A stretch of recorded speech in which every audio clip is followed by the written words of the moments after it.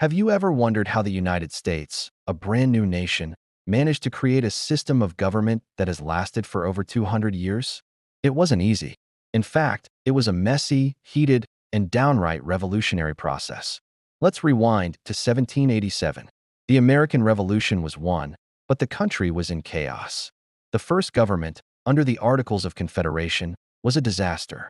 The central government was too weak to collect taxes, regulate trade, or even defend the nation. States were printing their own money and fighting with each other.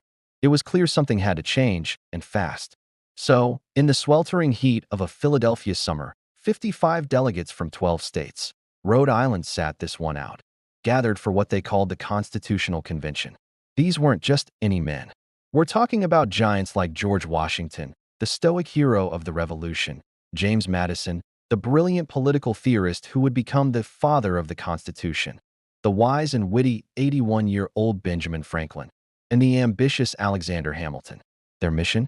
To revise the Articles of Confederation. But many, like Madison and Hamilton, had a much bolder plan: to scrap the old system entirely and create a brand new, powerful national government. This was a radical idea, and the debates were intense. The biggest fight was between the big states and the small states. Big states like Virginia wanted representation in Congress based on population: more people, more power. Small states like Delaware and New Jersey were terrified. They feared being completely overpowered.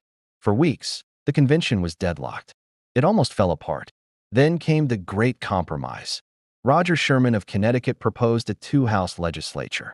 In one house, the House of Representatives, representation would be based on population.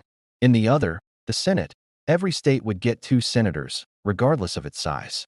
It was a brilliant solution that saved the convention and shaped American politics forever. But another, darker compromise was made.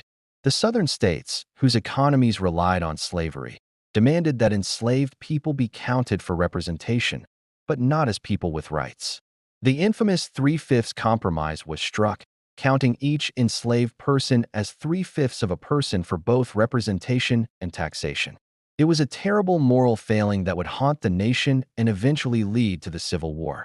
After 4 long months of debate and compromise, on September 17, 1787, the final document was ready. As the last delegate signed, Benjamin Franklin looked at the sun carved into the back of George Washington's chair. He said he had often wondered if it was a rising or a setting sun. But now, he declared, I have the happiness to know that it is a rising and not a setting sun day.